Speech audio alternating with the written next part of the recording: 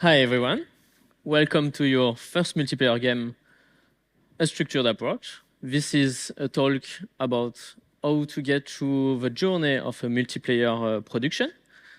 During this talk, we're gonna take the problematic from the beginning to the end, and mostly from the perspective of a beginner. The whole idea behind the success of a multiplayer project is often to not make critical mistakes during the development. Therefore, you must see a development through a multiplayer production just like playing with a Rubik's Cube. It is something that apparently is extremely complex, but once you know the rules, it's quite easy to get through it. And then it's just about optimization, getting it a bit faster than others. So let's start by myself. I'm a consultant through Unity Customer Success Everywhere.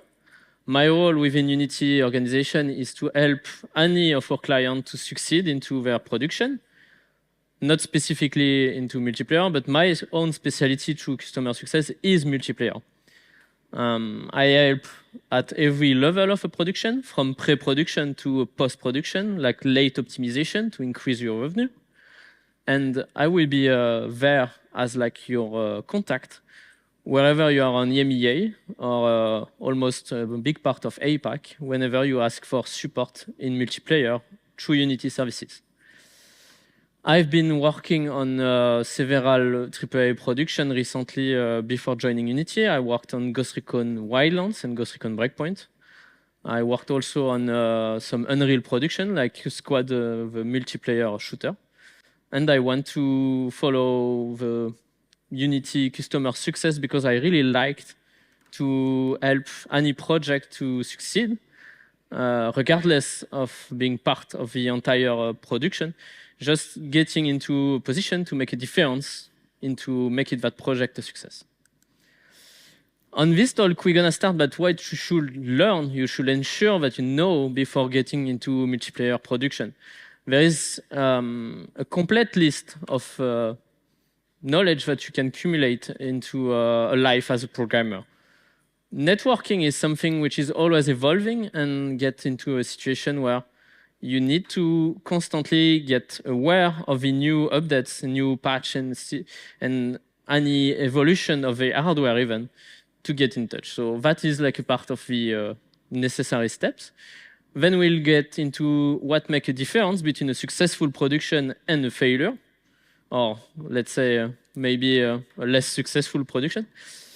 And also the key factor into having a release that is timely and not, I would say, clouded by problematic issues that you discover right on your doorstep when you release the game.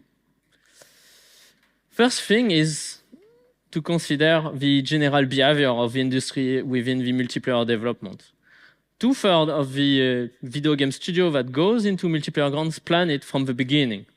They don't get from a solo game, a single player experience or prototype, and build on it and create a multiplayer. Most of the time it's planned from the beginning.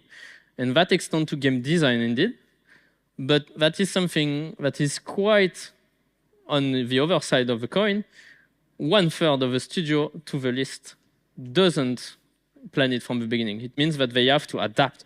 They have to use alternative proceed to get into a multiplayer game. Half of the studio get into budget issue.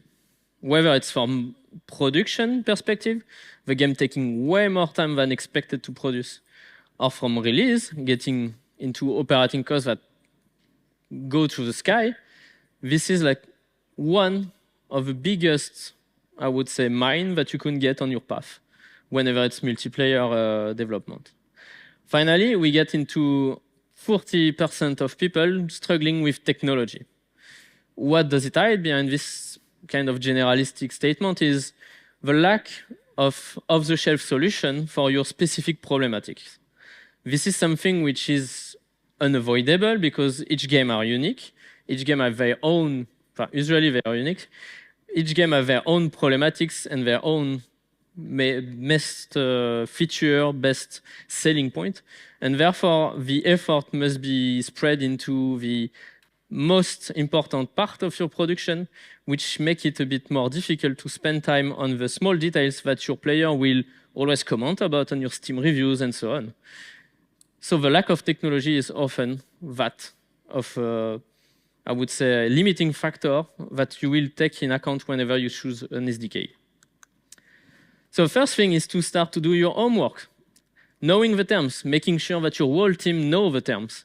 Because whenever you are facing a problematic within networking development, first thing is to conceptualize it, to find the proper term to describe it, and then to be able to look wherever you can find a solution on internet, on your colleague, on others' project post-mortems. This is an important part of the job, making everyone on the same line. It helps into the development to avoid issues. It helps also to prevent a bit of dead end that can be followed during a development just because of misunderstanding. A good example of that is the latency notion. Within video game development, we often describe the latency as being something related to the delay between player inputs and monitor reaction. In multiplayer, this is often, not always, but often used as a descriptive term for the time to return the message from the client to the other client eventually, but through the server. It means a delay that your actual action translated into your development will get to go to internet, ping pong on a server, and get back to your client or another one. So if you take this in account, it's totally not the same topic that we are speaking about. This can lead to, I would say, a bit of a misunderstanding within the team. When you have playtester claiming a problem with latency, if it doesn't get into the same thinking within the team, you will waste time. The second thing is to learn the actual algorithm that run most of the multiplayer development.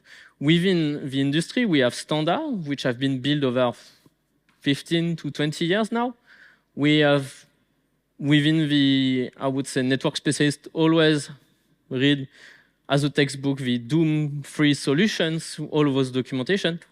We have a common ground that is built upon a bit of a mix of physics algorithms, related network algorithm also, general architecture conceptions. All of that needs to be learned before getting into multiplayer, so you can get in a position to make a good quality decision.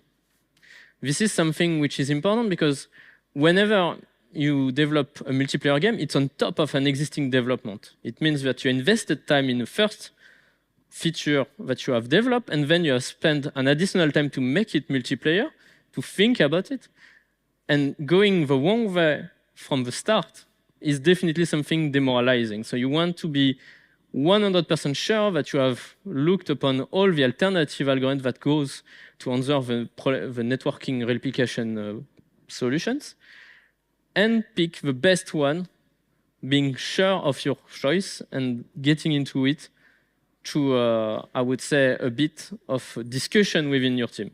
So this needs to be a widespread discussion. One of the practical cases that I've been seeing a couple times during my journey as a consultant was a bit of misunderstanding between compression and quantization. In that small example, which is not really, I would say, the perfect example in terms of networking, but the idea is still there. We have a Unity Engine color, which is represented internally by 4 floating values. It's 128 bits of data, raw in memory. In theory, if you want to synchronize into the network, you still have those 128 bits to synchronize. A lossless compression would be to put it in color 32, which is actually the format compatible with your graphic card, so we can speak about lossless. But in theory, we have reduced the precision from the floating values. Then another form of getting that value shrink to get to network is to index it. Then in that example, we can get like 8 bits, so it reduces your margin to get into that synchronization to 255 color. That's a dramatic solution in terms of customization of character and example, but still, it reduces your bandwidth in theory. The last thing is to make a mix of both. You can create your own structure and get into customizing the amount of data set that you can synchronize. It's still twice as much as your indexed color to the list, but it answers the question specific to your game. But on those two last solutions, we speak about quantization, not compression. Whenever you want to get into those problematics, to forums, to Discord, all of those communities, using the accurate words helps dramatically to get into the fastest and the most optimized solution. A good perspective on network development, and that's something that we are benefiting over the industry. I would say largely within video game industry, we get it through talks in Unite, in GDC, on all those events. But in networking specifically, we have like a quite deep openness, a publicity given to, I would say, the entire development community across the breakthrough in terms of technology. We can speak about like the last big talks about networking being through Blizzard Overwatch talk, in example. All of those talks have been milestone within the industry because they set new technology scales that most people in terms of high-end development followed behind. Then we get a bit of input from specialized articles, which have a more analytic approach, comparing several projects across the board. Art Technica quite recently released an article comparing fighting games. It is like a must read for anyone willing to get into, I would say, competitive gameplay replication to read that article. It is a gem. And we can compile like mostly from a rule of thumb 100 articles that you should read or watch as a conference to get into a perfect knowledge of the entire state of the industry. That looks like a big number, but in the end, if you're like in the, I would say, planification of your game, or you are just your network developer of your video game studio, or you're gonna take the responsibility of take care of the network, this is 100 articles that are worth your time. Then we get into the actual documentation of the SDK that you are gonna use. It's important to not jump on the first one. You need to read the documentation. Whenever it is like an easy way to, I would say, throw that statement, like read the documentation. Within the network industry, we work with a limited set of hardware limitation all the time. We have always the samples, which are like the edge of what we can do with an SDK, but within the entire set of a development, we have to take a bit of margin whenever we develop an SDK. We expect to have like a certain amount of bandwidth. We expect to be developing an SDK for mobile network or for alternatively optic fiber plugged consoles. So those technical limitations, those small notes that are in margin of the SDK documentation are extremely important. And whenever it's kind of dubious to just throw everyone to read the documentation, the actual task is not necessarily to read the documentation from top to bottom whenever you evaluate the SDK you're gonna pick, but to actually dig for those specific details whenever you study the entire set of SDK that are offered to you by the industry. Secondly, you can get into the samples, obviously, which leads to give you the best practices of one SDK. Like Photon, my example here is providing an enormous amount of SDK and an enormous amount of samples behind it, which provide you, I think, to be honest, the top level of clarity whenever you have to pick an SDK. There are infographics that you can see here. It's actually cropped because this thing is quite enormous and goes into inventorying every games that you could think about and let you pick the best solution within their own catalog. This is like something we try to do as like a SDK provider most of the time, but in terms of clarity, I would say that Photon is kind of ruling there. In our case here, exploring those samples, the closest to the game you are trying to reach is quite critically important, because even if you don't use Photon SDK, you get into a classroom situation. You learn from the best. Then you can get into probing the community. I have been year after year seeing like dedicated people which not even still work of the industry, but still are on the forum, on the Discord, and giving like in-depth insight on a small suggestion from a student willing to do a project. That input is dramatically important. Whenever you are like maybe working on an important project from a, let's say, a big editor and so on, like you can always find a way to get access to that knowledge through the community.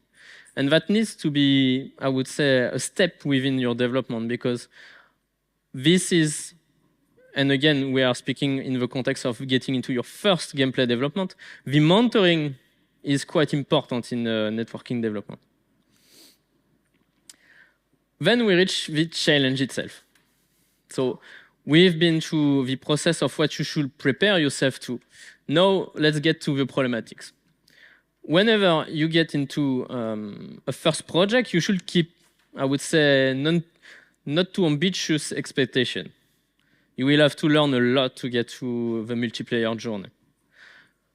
The best case scenario to start multiplayer will be a cooperative 2 to 4 player game.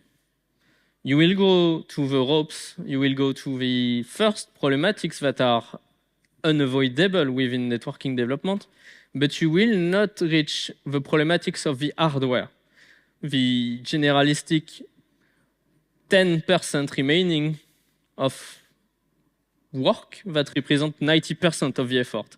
Like this amount of work is maybe something that you don't want to experience for your first game development, again in multiplayer.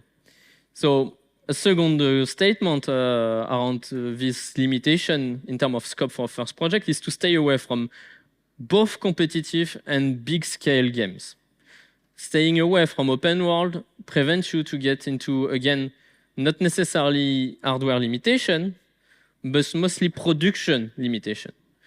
It's one thing to manage like a video game production with a tons of assets and a ton of content to verify, to certify, to get through the multiplayer checking and so on.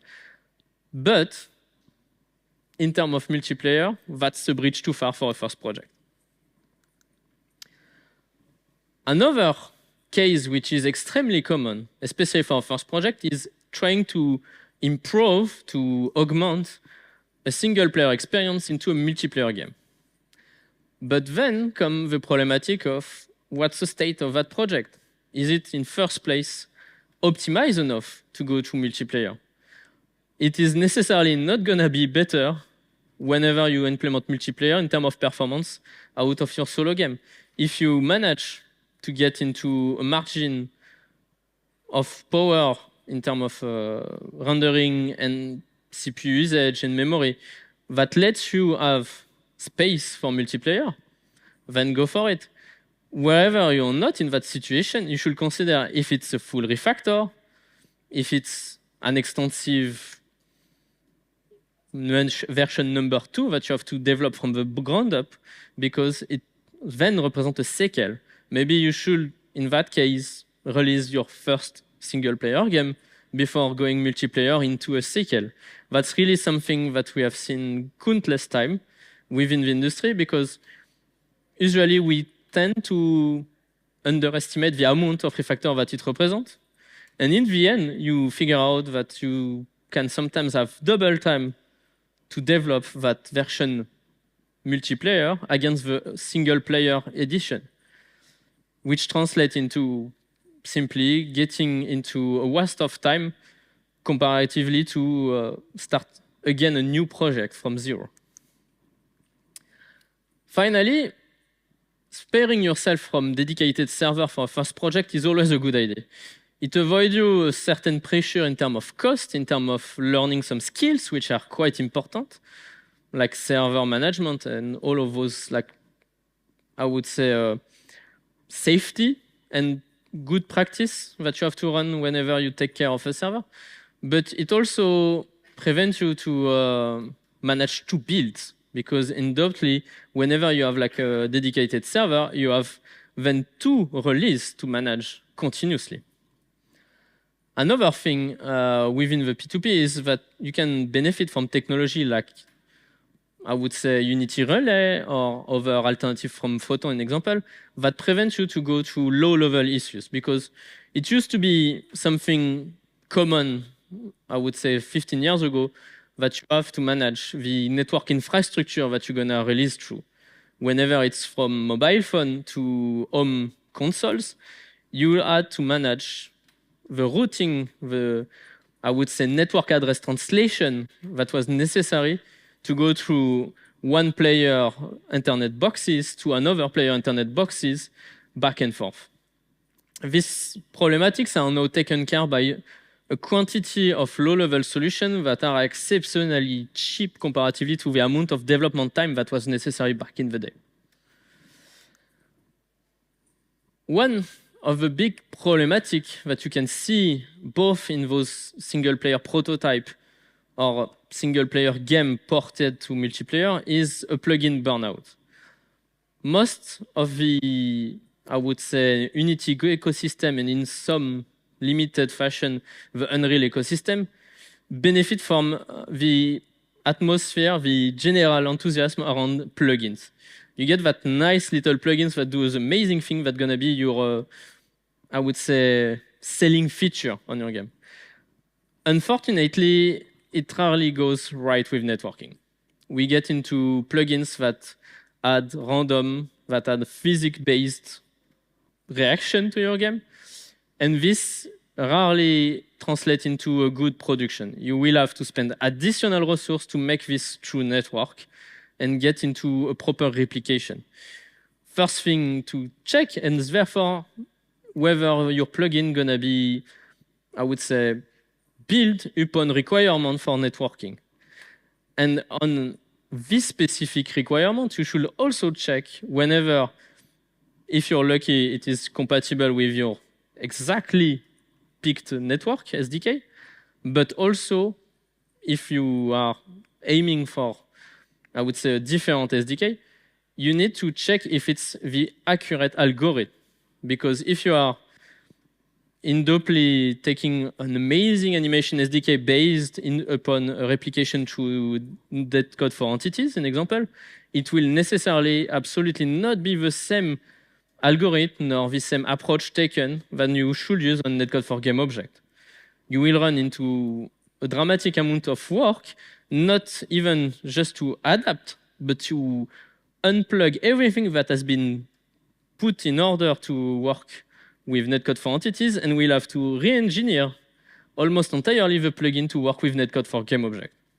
Therefore, that's really a critical thing to check whenever you want to evaluate your work, and that goes into the refactor part. Evaluate how much your SDK, your plugins will be adapted with networking. Then, once you went to that phase of evaluating the situation, you usually went into deciding whether you're gonna pick an SDK or another. These SDKs have, like, I would say, a various amount of state of maintenance. You can get from, I would say, a Photon on-edge product that is patched every 2 weeks to an abandonware almost of old open source SDK that has been relying on Unity technology of 15 years ago. This has a cost because it translates directly into an additional work, both to get into a working order because norms, technology, I would say certification, encryption, all of that has evolved since then. So you will have to re-implement all of that by yourself, which can be absolutely, I would say, impossible apart from a very defined amount of people on this planet which I would say understand encryption, in example. That has been something that we have, I would say, seen recently on some console project, relying on old SDKs. But you can also have, I would say, an additional cost by just having no one being able to timely answer to your question. Like, some of these SDK have like a price tag that can seem, I would say, quite important for an indie studio, wherever it's like a $500 or a $2,000 entrance fee. But in the end, this is like to put in front of your actual workload, your actual workforce paycheck, because those guys providing SDK are expert. Their time is like worth an amount of that you can maybe miss into your evaluation when you put in front of free SDK and a paid SDK. Then, out of the operating, you get additional cost out of your SDK. And those SDKs that you can pick out of the price tag, the facing price to just get access to the SDK, are to put in front of their operating cost. Whether it's a fixed fee, a concurrent user cost, I would say hosting cost whenever there is a third-party server involved.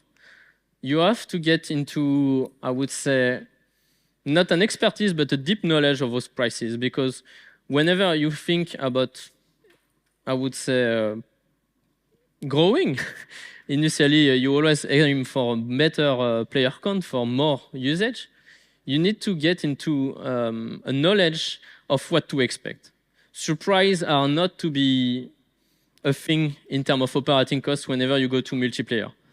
We're gonna lead to a bit of, I would say, buying spree into additional feature as well whenever you release, because whenever you get a multiplayer game, you will get multiplayer cheaters, you will get griefers, you will get into a situation where you release your game, it starts to be nicely and everyone starts to have a good reception of your game, and suddenly you see everything getting offline because some random guy decided to kill your servers remotely.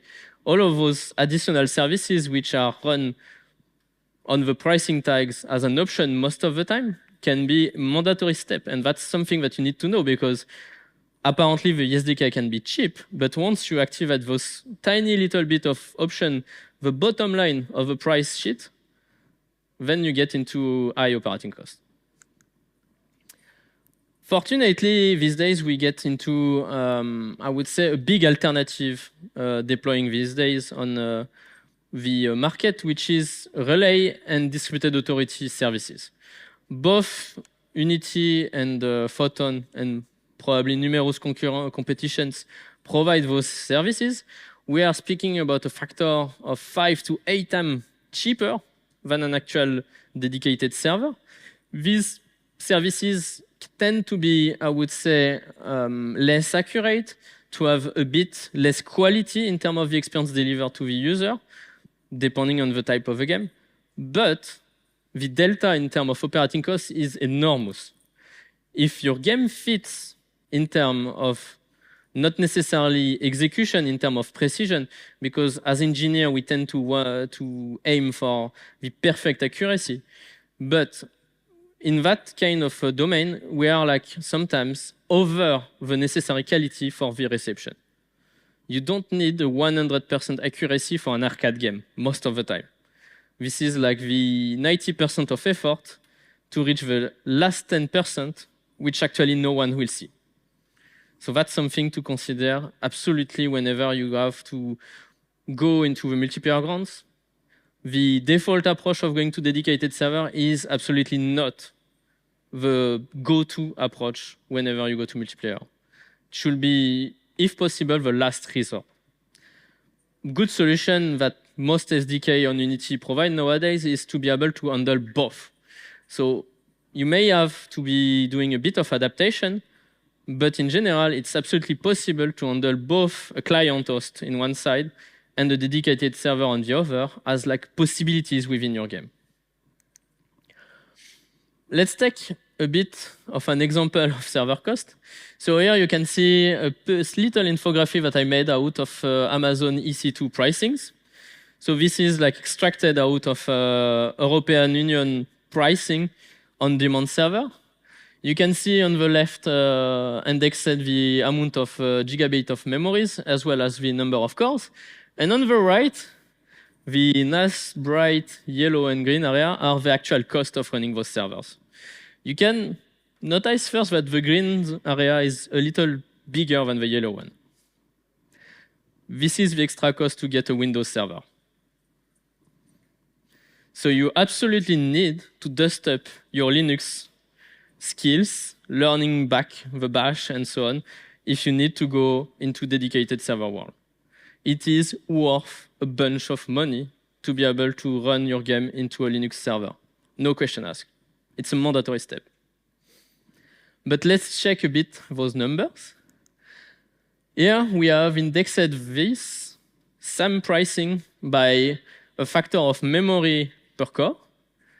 And it gets into that little step here, where you can see plateau effect. This is definitely something that you keep in mind whenever you need to optimize your server build.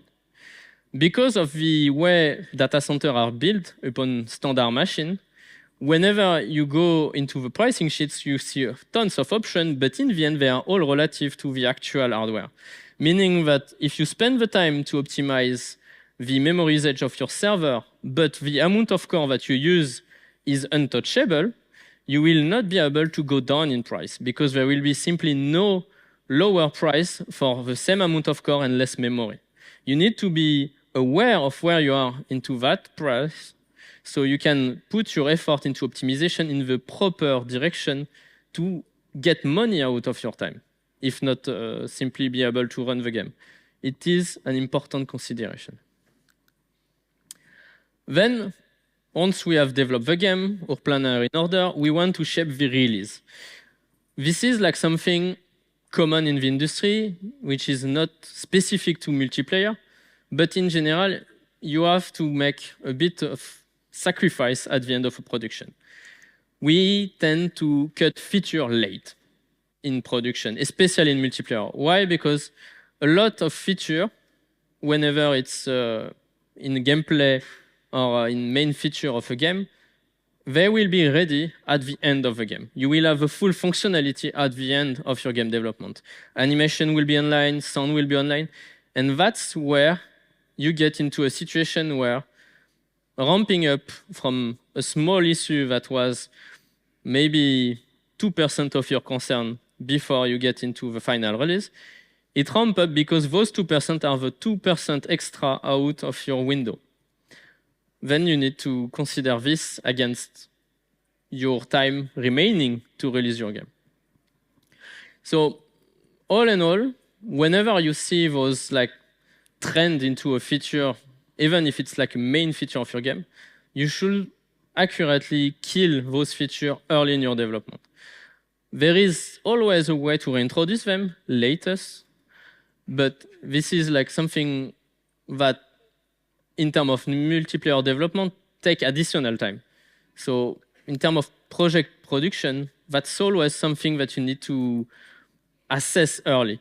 And the good candidate for this is, as we talked earlier, the plugin related feature which rely on non-deterministic or allegedly random-based features, like if your game relied on cloth physics, in example, which are a typical candidate of problems, or any kind of physics-related features. Inverse kinematics, all of those kind of features can create a big nightmare whenever it's about to go through release.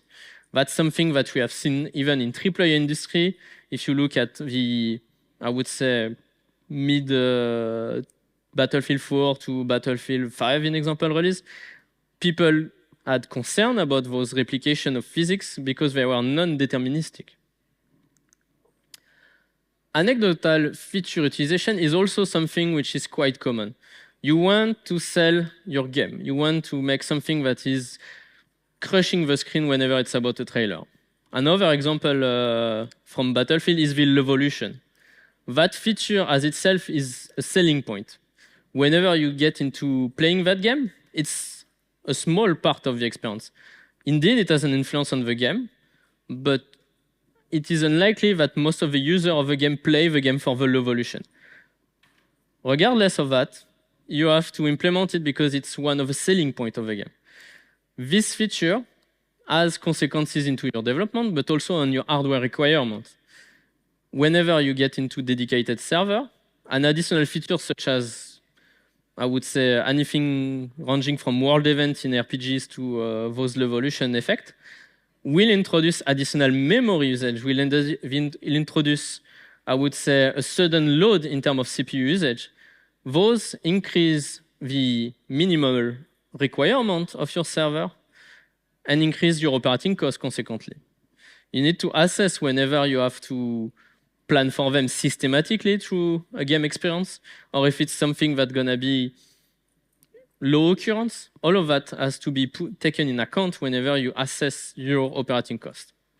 And that's something that unfortunately tends to be discovered late in the game because those features tend to be completed, to be release ready late. And that's why you need to, I would say, estimate the risk on those features as early as possible. The snowball effect that often come out of those events are the pain that will be, I would say, tanking your Steam reviews or any kind of audience. Because if it's just a single lag occurring whenever you play that feature, people will forget about it. That will be accepted. Usually, a single lag does not trigger a massive outcry from player.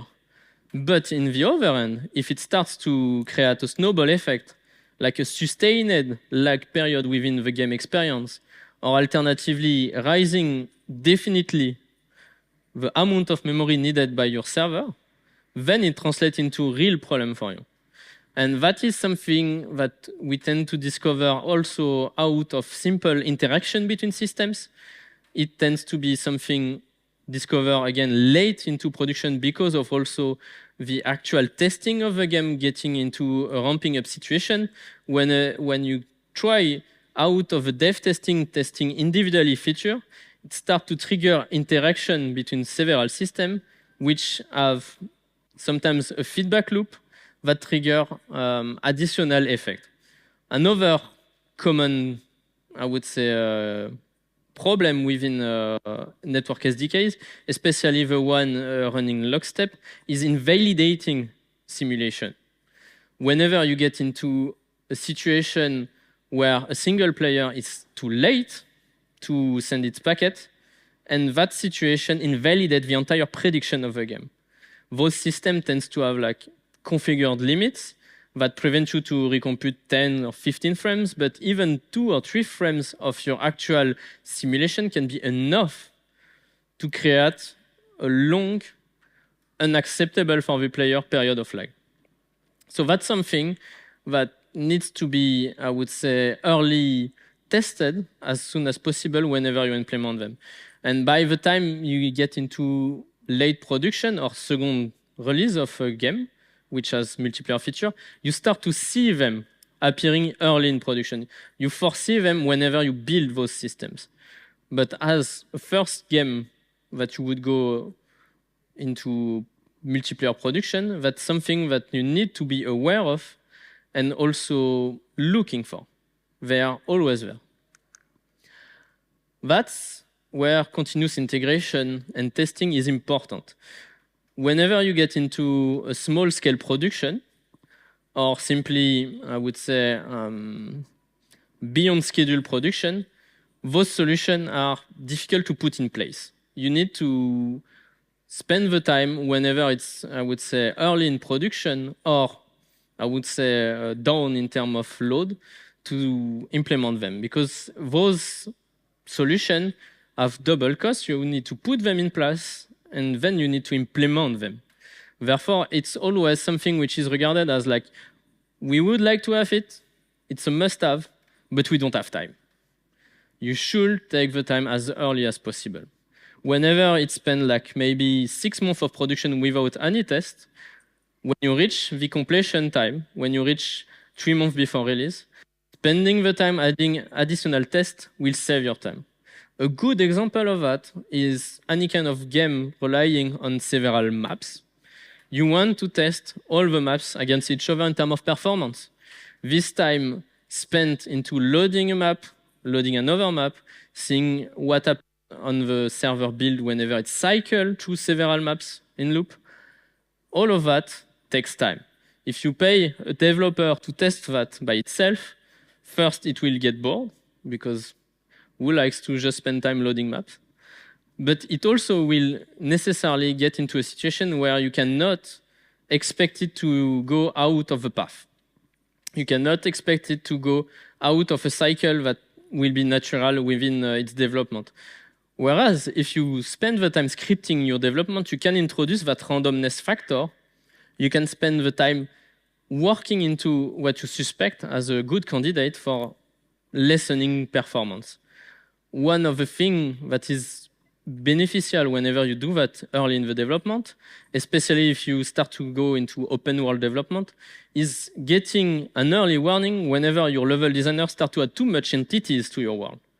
Because that will be a catastrophe whenever you have spent a decent amount of money building that world, fetching it with a lot of details, putting a lot of love into that environment. And when you're close to release, you need to remove half of the trees, half of the details, because it does not go through network. So that is something worth your time. Cheat is necessarily a plague these days. We can see it even on tiny games. It comes from several factors. It's actually quite cheap to develop cheating for a small game. Therefore, someone will make money out of it, even if you have like a tiny amount of players. Even a 10,000 player can have multiple solutions to cheat against it from, I would say, the corner of internet, developed just to make a $100 bill. Those problematics leads to the traditional solution that we deploy, whether it's protecting the executable, whether it's using dedicated server. The cost of running explode for just a protection measure, or broker service. Whenever you want, I would say, especially in mobile gaming, a progression system, a recurring connection, all of that, you will have to pay microservices to run those logics. All of that has like a backend cost, which is not necessarily something that you want to add to your production, especially if you're free to play.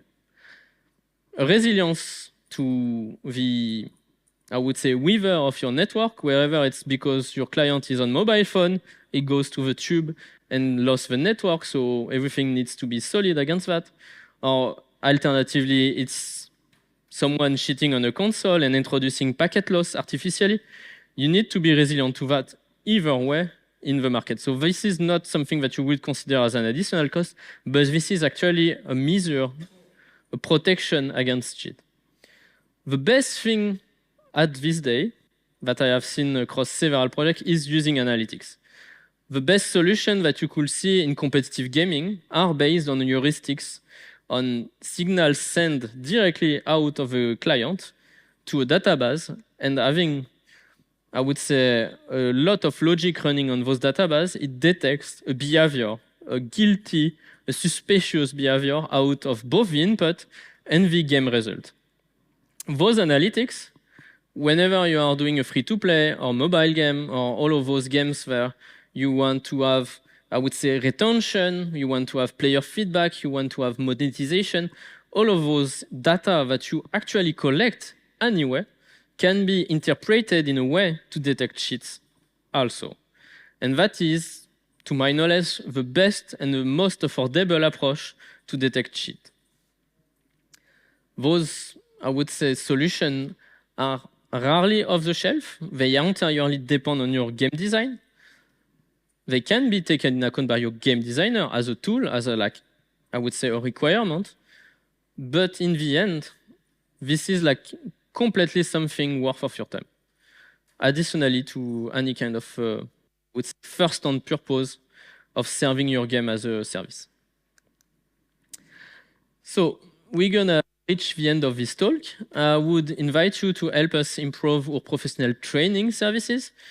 Our teams try to, I would say, improve every day the material that we can provide to you as a multiplayer developer to create your games. And we encourage you to answer these Google Forms to help guide us into what fits best your interest in terms of training. So that will be it. And you can reach alternatively our consulting services through this address. We provide help to most of our, I would say, contact. We have both within Unity consulting services, paid services, and alternatively, we have also partner engineer helping you whenever you need help to close a production, to get into the reaching line, because your success is our major concern. Within customer success everywhere, we are not focused into selling a multiplayer solution or an SDK in particular. We are focused into getting you through the release, getting you through success, regardless of the technology you use. So never hesitate to get in touch with us. And that's it for today.